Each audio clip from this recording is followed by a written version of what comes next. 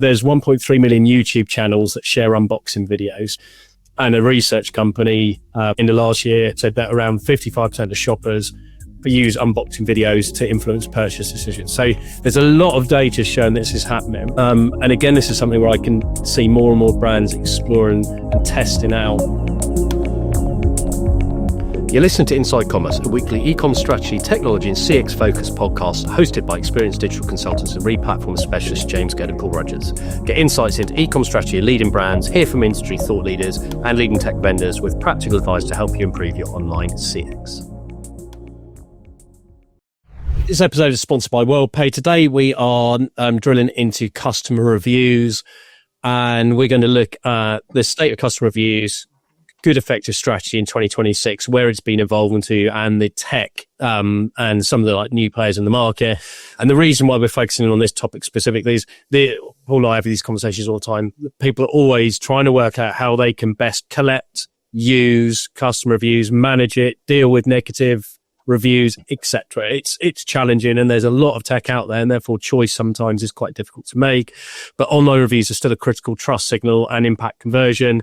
Saw a study in the last year from Birdeye, State of Online Reviews 2025, that said just one single review is associated with around 600 additional searches. That's quite an interesting stat. And also reviews comments are increasing.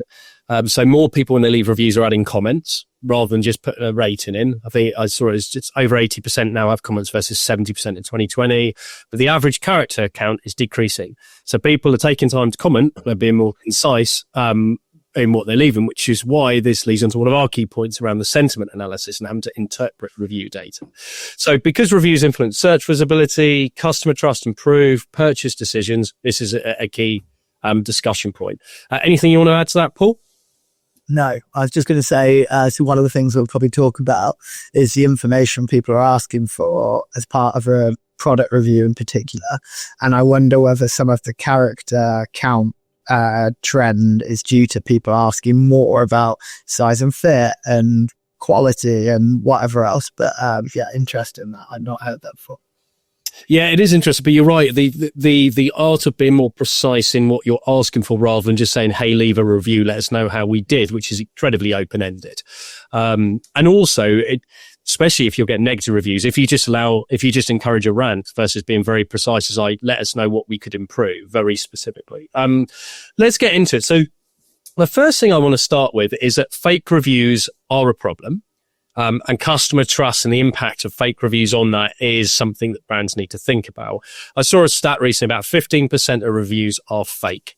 And the AI factors into every single bloody conversation we have these days. But AI is compounding the issue because fake review generators are using AI to increase the velocity and efficiency at which they can generate it, and using AI to basically send what looks like quality signals, like coming from a country of trust, not from a shady IP, etc. So there's all these dynamics.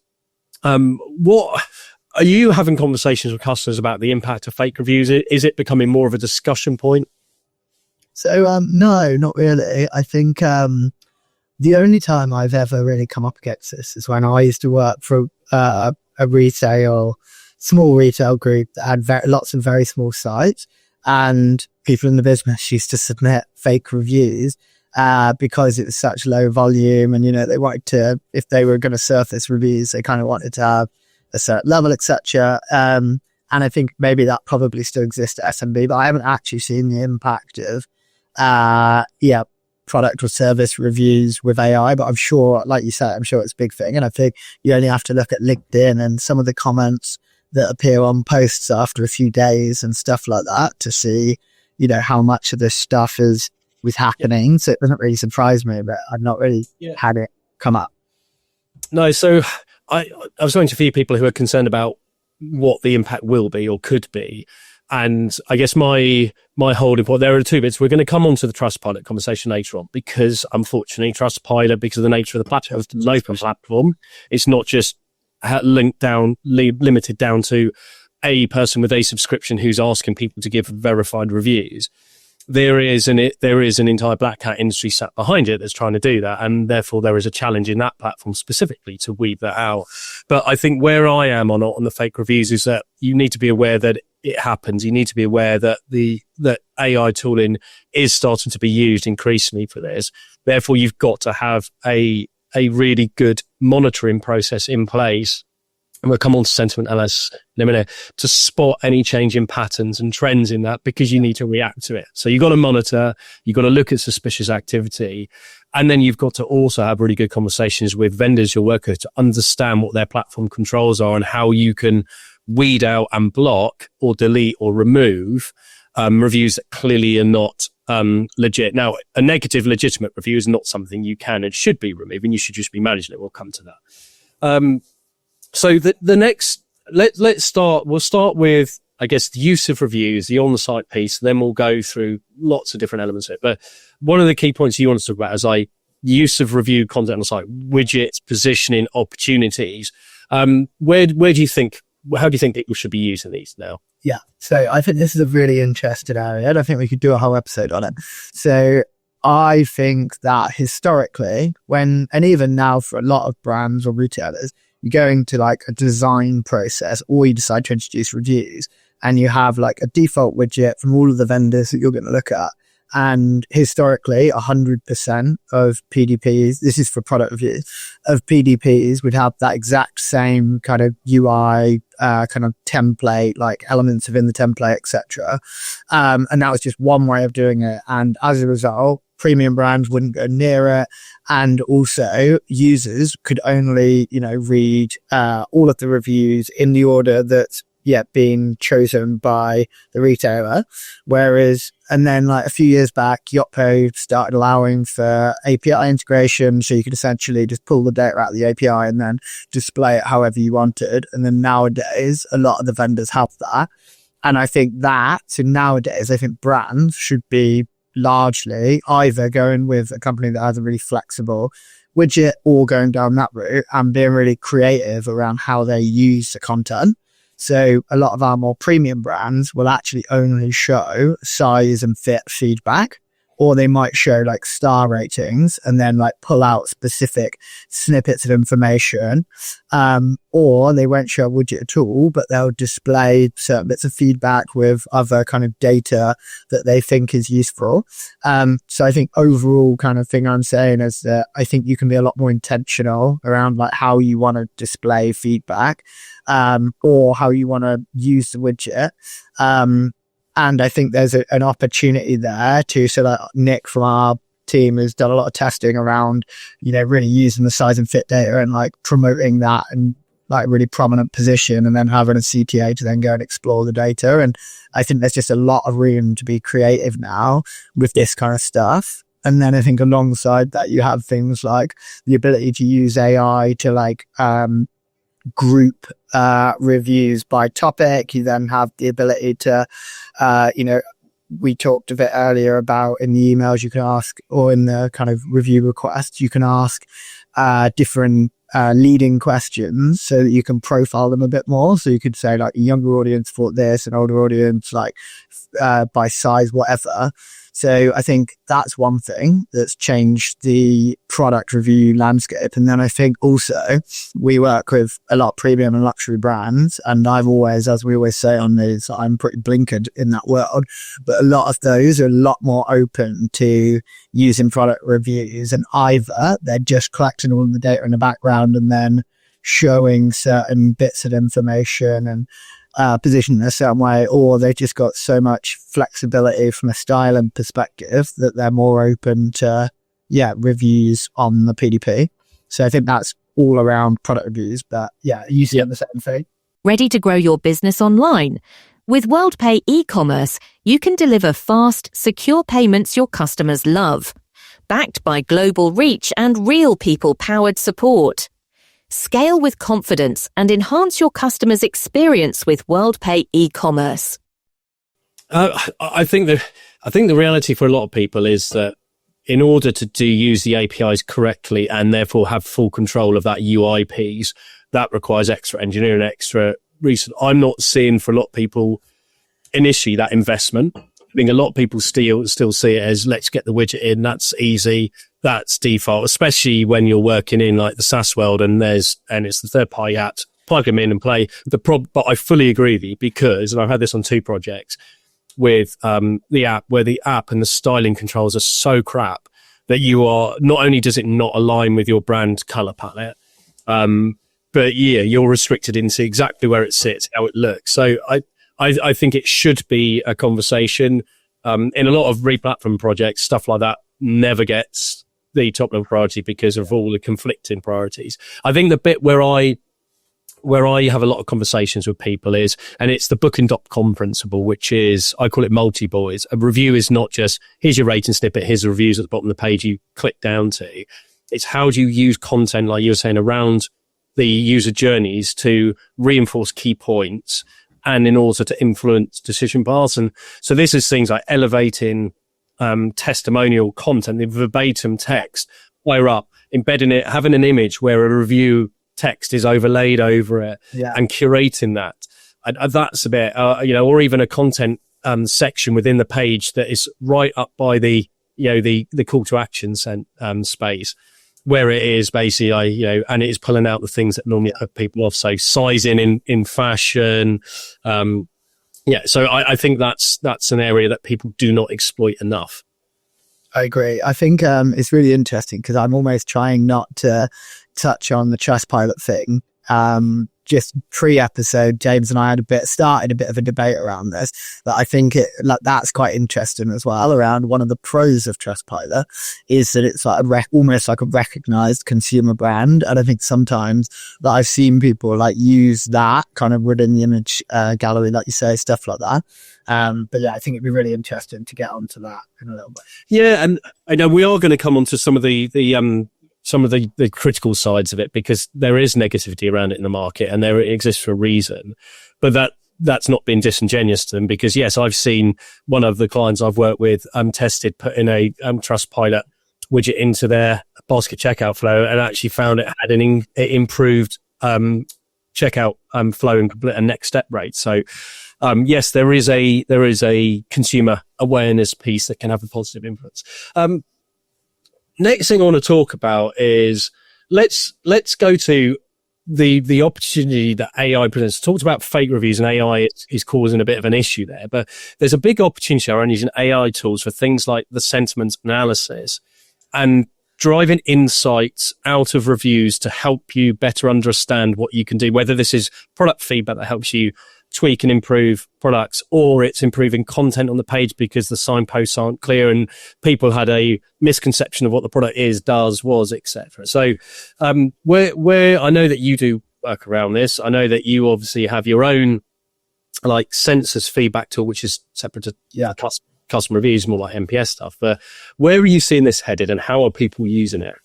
So I think AI, there's probably a few different things under here. So I think there's a lot of room. So a lot of the vendors have started using AI for more like almost like breaking out the key themes and providing more insight around those. And I think that's really useful to a customer from a front end perspective.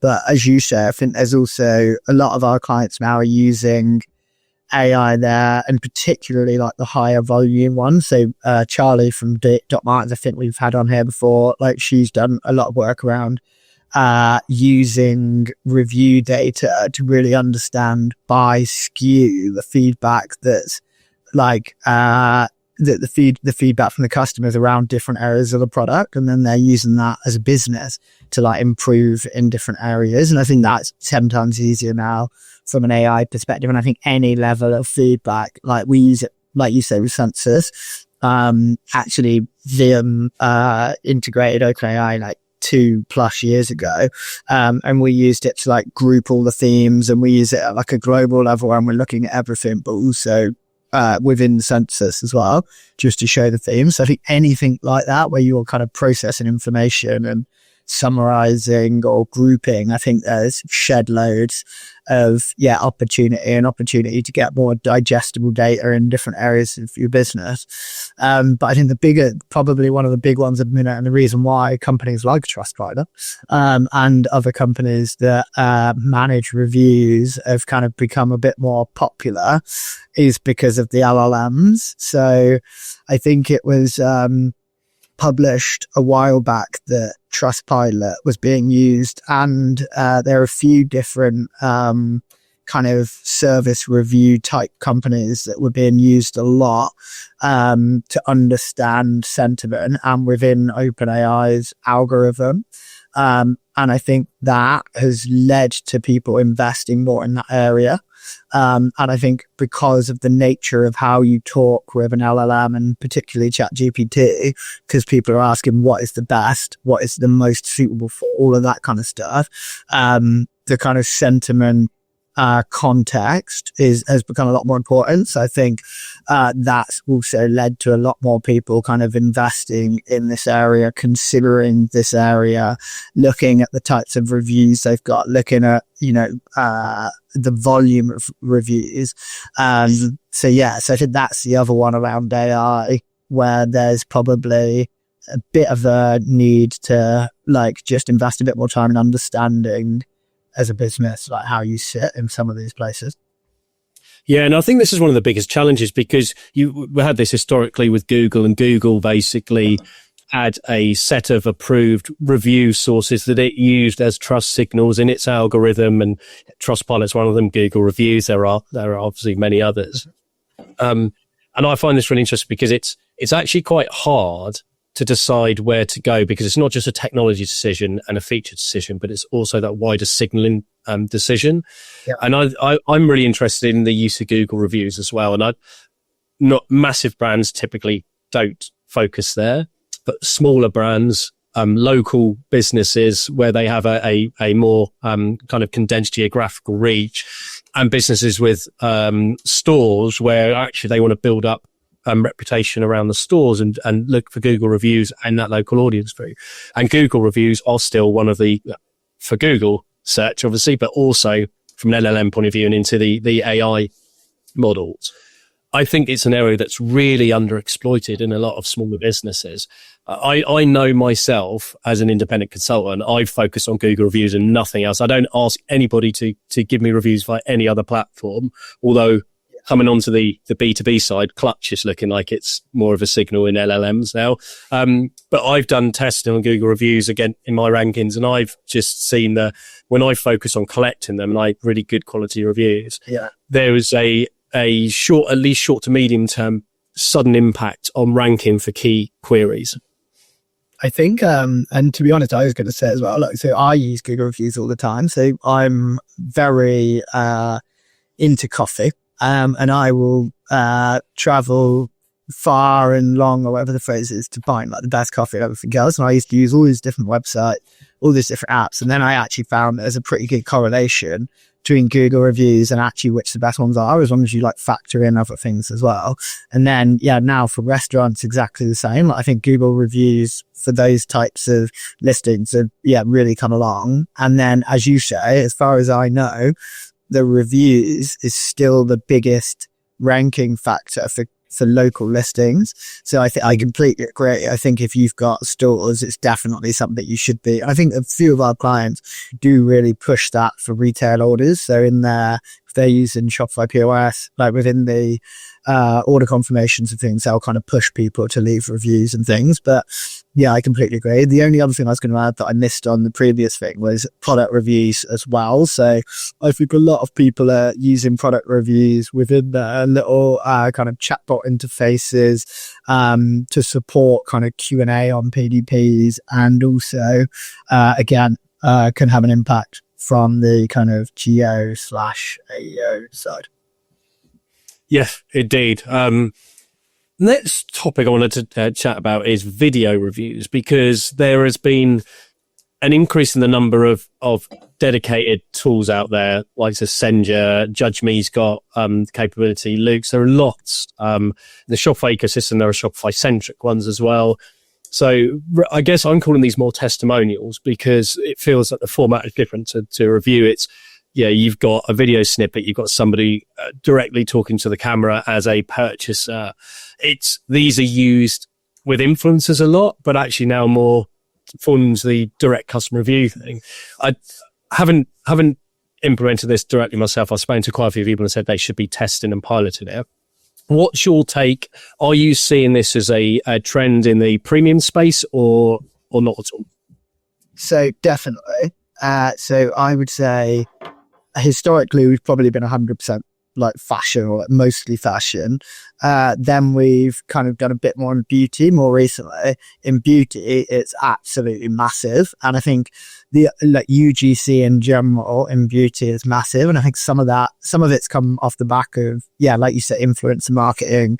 And I think TikTok and even Instagram, like where people are essentially paying the influencers to like actually have the experience and talk through it. And then as that's performed really well in ads and organically, I think people have then started to experiment on site. So some of the beauty brands we've worked with so Video Wise is one we've worked with a lot, and there's a couple more as well.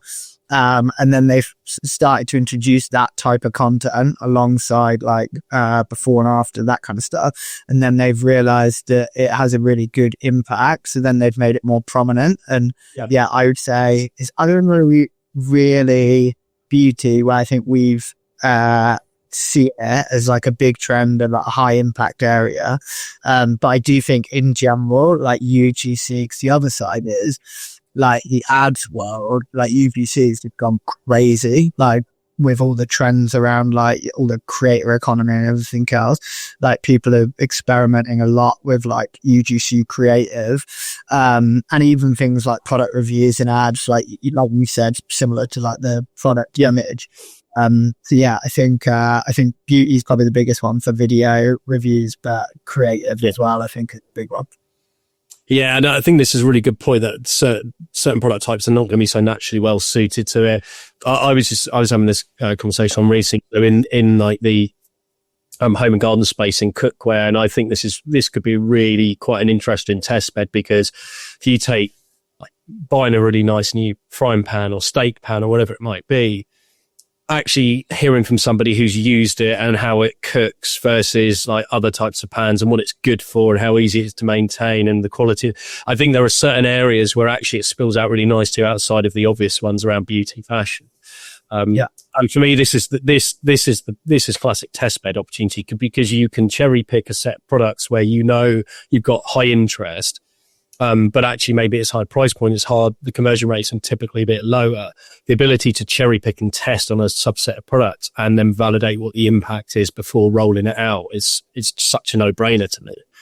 I actually think homewares is another one. So actually thinking about it a bit more. So beauty tech, we've worked a little bit in, that's another one. So I'd imagine that all of that kind of consumer technology space would be another area for this. But actually, like, I do think homewares and kind of furniture as well. I've seen some, we've got one client that's in the furniture space, and I know they've been talking about it because certain people in the business have seen it work before.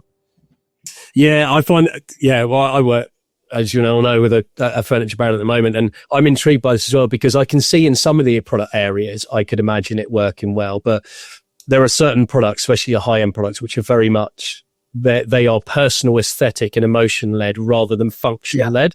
And I can't see it working so well in a non-functional thing, because you take a really big sofa. Well, I don't like that fabric. I don't like that color.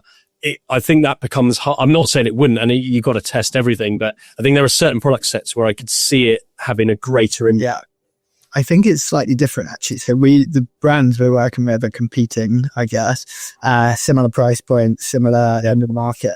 And I think it's probably less UGC and more interior designers. And it's maybe like, being able to show more like genuine lifestyle content. And also I think, like, if it's a sofa, I think having content where people can actually see like someone sitting on it and stuff like that. But I think you've got to control it a lot more, I guess, is probably the key message of that. Well, as with all these things, this is why we have testing, and this is why we look and explore rather than saying, no, it's not going to work. Because there have been times when I thought something won't work and it works brilliantly, and times when I think something is going to work brilliantly and it doesn't. And that's the joy of learning. Okay. So that's video review platforms. That's another one of the, and let's not say emergent. It's clearly a trend, but it's a growth area. Yeah. And that leads me into something that's intrinsically linked, because you mentioned about the brilliant thing about getting these reviews is you have basically permission-based content that you can then use wider in your site, in marketing journeys. Social media is a review destination. And this is happening. Lots of reviews are going into social media directly rather than you controlling it through your review engine. And one of the areas that I think is a really interesting discussion point today is unboxing. There is obviously the control element of unboxing where you work with specific customers, influencers, you invite them to unbox it and record it. But there are people who are creating their own content and channels out there for unboxing big brand retail products, which then has a massive ripple impact on their audience. And one of the channels that I was reading about earlier this year is a Canadian creator, the channel called Unbox Therapy. He's got 24.6 million subscribers. So there's 1.3 million YouTube channels that share unboxing videos from some data I saw from YouTube. And a research company, end of last year, their data from some interviews said that around 55% of the shoppers use unboxing videos to influence purchase decisions. So there's a lot of data showing this is happening. And again, this is something where I can see more and more brands exploring and testing out. Where do you think this is headed? So I actually think this, so I kind of forgot this was in the questions. And actually, I think it integrates with some of what I was saying about earlier. So I think creators and influencers have kind of merged. And because it's so expensive and because it resonates so much with a certain audience, I think a lot of people are investing a lot of money there, and then they're using the content within ads in particular, but also on site as well. Kind of like social proof, and also having that benefit of if someone's a really prominent creator, kind of having that as a bit of a halo effect as well. But yeah, I think, to be honest, for a number of years, I think that kind of younger audience has kind of grown up with this massive trend around this stuff, and same applies to influencers. So yeah, I think massive trend that I think is impacting both the ad side and content being used more on site as well. Yeah, 100%. For me, it's obviously reviews are important because it's trust, it's credibility, it's that persuasion piece. And we know that influences purchase decisions, but I think the point that you tease out is the most important is the wider content benefit of having UGC and how you can use it, but having permission-based content that you have the rights to use as well. I think that is massive, because this is when review content goes from we've invested in reviews and we use it on PDPs to, well, actually, our time to value on this content is far quicker because we're using it across marketing for acquisition. We're using it on the site in other content journeys. Yeah, the applications are quite extensive. The next topic that I really want to pick up, and it was in our newsletter last week. For those who haven't read it, we're covering it now, on negative reviews, how to handle them. We put a bit of a spiel in the newsletter about the do's and the don'ts, and an example from someone I thought handled it really well on a Shopify app when he had a critical feedback about the app and did it very, very professionally. What do you think is the state of negative reviews and what good practice is for managing these? So I think I don't know loads about this area, and it's never really been something I've been put into, but I've always felt from a personal perspective that the only way you can really deal with a negative review is kind of attack it head on. And I guess, yeah, it's obviously not an easy area, and you've got to kind of have a good kind of argument. And I think if it's service based, you've kind of got to make it up to that person, whilst, avoiding a trend of everyone doing it. But I think if it's product based, yeah, you've kind of got to, just kind of create a narrative where people can understand it and at least see that you're trying to do something about it. But again, that's not really qualified. I don't know if if that's the best thing to do. It's kind of what I've probably reacted best to, if you see what I mean. I think there are some classic do's and don'ts, and the experience I've got of it is basically not allowing negative. I've had some businesses where a C-suite person said, we are not displaying any negative reviews, where they are basically not contravening the terms and conditions of a review platform that they use, and they've decided to totally do what they want. Yeah. And actually, I've seen evidence in the data that products that have only glowing 5-star reviews, and that is it. I mean, you're talking hundreds and hundreds of the reviews. Actually, it doesn't have a positive impact on conversion because people start to distrust it. And it's really hard because there is no fixed line of if you go above this number of 5-star reviews without any others, then there's a tipping point. But I've seen some analysis done by some of the big CPG brands around average ratings, and they found that between 4.4 to 4.7 out of 5 have better conversion rates than 4.895, which is interesting. So I think the number one point you made is you don't ignore it. Now, a negative review has come for a reason. I think we need to trust customers to realize that if somebody's posting an imbecilic review that's clearly just them ranting, that most people are going to understand that is not the retailer's fault. And you can manage that professionally and calmly and not engage in it and inflame it. But actually, if somebody's pissed off that something's gone wrong, like the product, they didn't like the product, or they got annoyed for whatever reason, ignoring it doesn't change it. And if you don't change it, that sentiment can fester and more people can experience the issue they've had. So taking it offline for me is the number one thing. Is if somebody's negative, respond professionally and say, and it's not about going, oh, I'm so sorry. So don't apologize for things where you haven't done something wrong. But just say, look,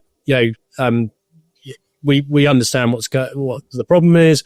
We'd love to get this resolved with you. Here's our email address, message us, or DM us through X and we'll call you straight back. Doing that, which shows to people you care, but then you can take it offline and you can filter out an ongoing diatribe of emotion, basically. I think there are a few things where it's fundamentally important to do, so that you don't end up causing like a ripple effect. Yeah, I think, I think products, I have had some clients that have been a bit careful with how they send out review requests with certain products that just haven't performed really well. But I think you just got to take that as a business and try and improve the product. This did remind me of the situation I had recently. It's a bit random, but I went to, I was in Corfu and there's a restaurant that and this is just an annoying situation as a reviewer. So that I'd always go to, really good restaurant, always had a great experience. And then I'd heard the owner was quite rude in the past, and then I went there with my wife and child. We were trying to get a table, and it was like really quiet. And I was like, "Oh, have you got a table in an hour or whatever?" And then she was just like really rude, no. And then I'd explained that I'd been getting there for years and everything else, and she was like, "I don't care," like really, really rude, really bad experience. Then she was super rude to like all of us, and I think they realised that they could have given us a table, but she's decided not to. So a little bit of a Pretty Woman moment without the like rich guy coming in and giving me loads of money. And then I left a review and I was like, kind of, because I think it'd been a bit of a trend of others should got a bit more involved. And I left a review to say, really bad experience, everything else. Problem with Google reviews is they can then respond, or she can respond. Then you can't respond anymore. So she basically responded and was like, "You've never been here before. You were really, really," everything, like saying loads of stuff, and I couldn't respond. So actually she ended up winning because she kind of made me out to just be like some kind of maniac that never been to the restaurant before, and that was just like having a go at her. And then I just couldn't respond, so I just had to leave it at that. Yeah, yeah, it is. But the thing is, once you see an increase in the number of reviews posting a similar thing, and you know that the owner's always saying, "No, you're in the wrong," then this is where the ability to read and discern reviews is important. If someone just looks at a star rating, they're going to see it dropping. And if they look at the verbatim from the reviewers, they're going to see you're not ISO. But I know what you mean. It is frustrating when somebody's like that. But I think the number one takeaway is you can't ignore them. You've got to understand what's driving them. And if what's driving them, and I have seen this before years ago, where actually what was driving them was a competitor basically getting people to leave shitty reviews. Yeah. If you understand that and you can build evidence, you can at least take that back to whoever's owning the review engine, but also you can start to counter it. You can create a PR policy around it on how to deal with this and manage it proactively and how to communicate to your genuine customers. But ignoring it, it doesn't go away. There's going to be negative reviews. So that's on the negative reviews. Now let's talk about the tech. So there's always innovation technology. There's always new partners coming in. There's ecosystem-centric ones. There's general platforms that are agnostic to the e-com platform you're on. There are long-standing review providers like Trustpilot and FIFO. You've got slightly more modern, but well-established and across thousands of brands like the Yotpos, Reviews.io. And then you've got slightly newer ones that are really growing as well, like Kendo, and then even new ones like Lipscore. When you work with clients and they're asking you and they're saying, well, we're looking at a review provider, how do you advise them to assess and select on the tech? And we're not going to try and compare them all. It's possible in what are the decision criteria? So I think it varies. So I think focusing on product reviews first, I think quite often we've been quite hamstrung because I think some of the smaller vendors in Shopify are like amazing. I was talking to someone the other day about Judge Me's business, and it's an incredible business. I think they've got a great product where it's relevant. And then I think Kendo have grown really fast as well.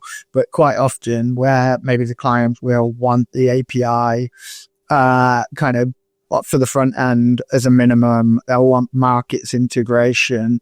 They might want the ability to use syndication, or at least that. Quite often people will be like, that is an absolute must. They will select a vendor based on that. So like Yotpo can use Bizarre Voices syndication. And then they won't actually end up doing it anyway, which can be quite annoying. And then the other thing is they might want an integrated kind of Instagram capability for like curating Instagram content, that kind of stuff. So they've typically been just the type of client we work with, the kind of things that often lead us to Yotpo, who I think are a good vendor. I think a lot of people might question, how far the product's come in the last couple of years or whatever, and you do pay a bit of a premium for it still. But I think they're flexible and they're well integrated into the Shopify world.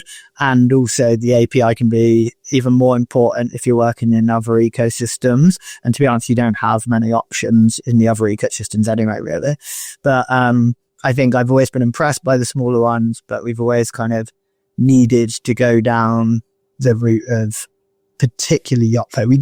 We've got a client using Trustpilot product reviews, and we're obviously going to come on to Trustpilot. And I think there's some benefit from a kind of trust signal perspective, but the review side isn't as flexible. But I believe they're rebuilding it all anyway at the moment, and they want to try and become the market leader on that side.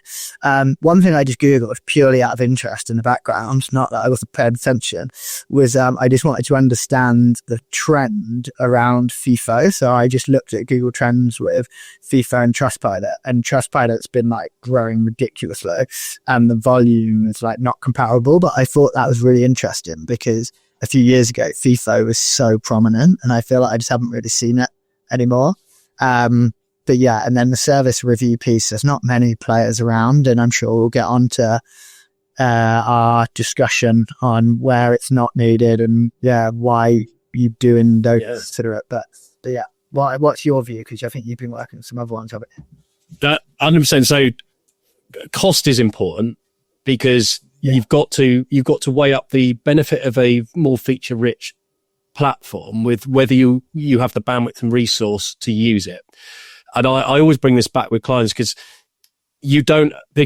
the vast majority of these vendors we talked about have an export import process because they know that people move.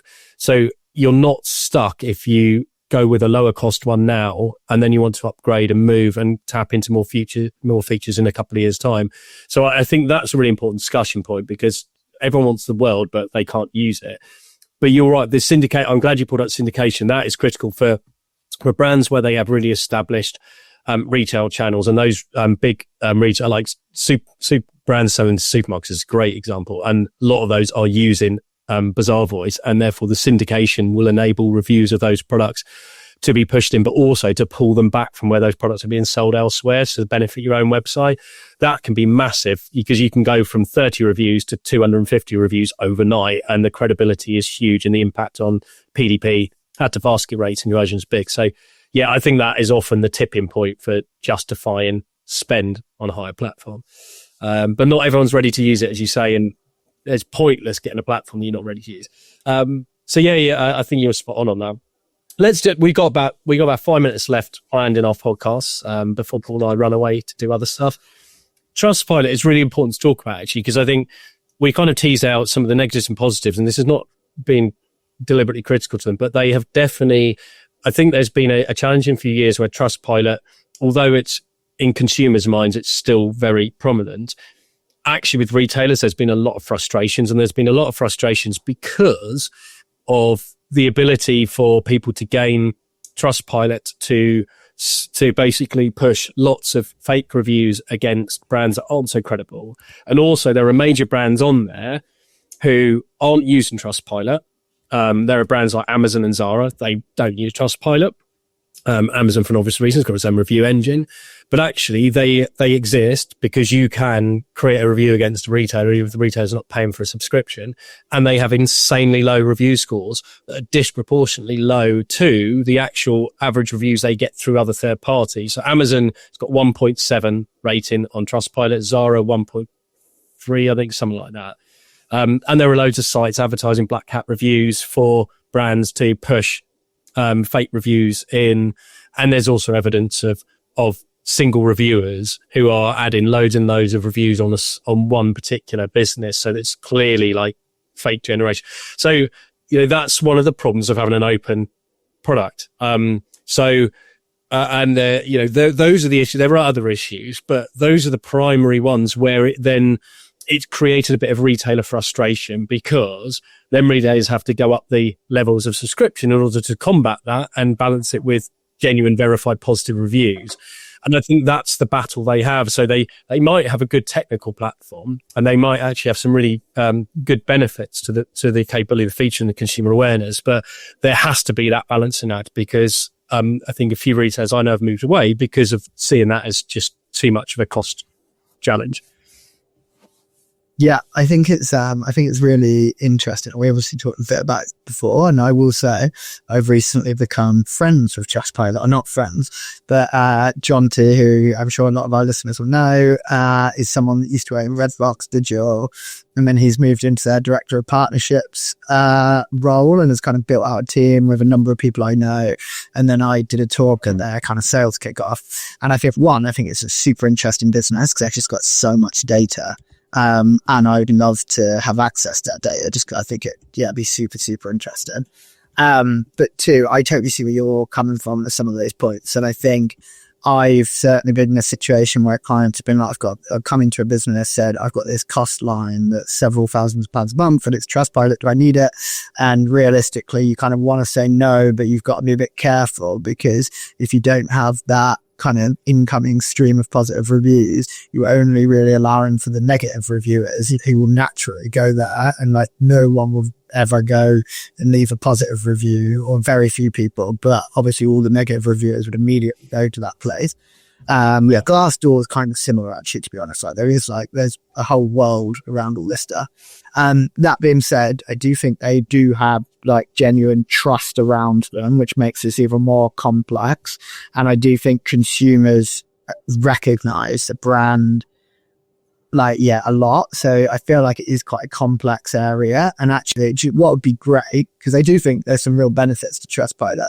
I just think that situation, I completely agree with you, like it is really tricky and complex. And obviously, they monetize really well as a result of that situation. But I wonder if we could get someone on. I don't know. I think they're a public company, so I don't know how open they be able to be. Yeah, and I think it's important to be balanced is that there are a lot of really good people working at Trustpilot. I've worked with many of them over the years, and they generally try and help and retailers to improve what they're doing with customer reviews. The problem is the model is fundamentally flawed because anyone can post a review, and you're right. People who are angry will go to Trustpilot, and if you're not an active subscriber of it, and therefore all your reviews aren't going through it, you are disproportionately reflected.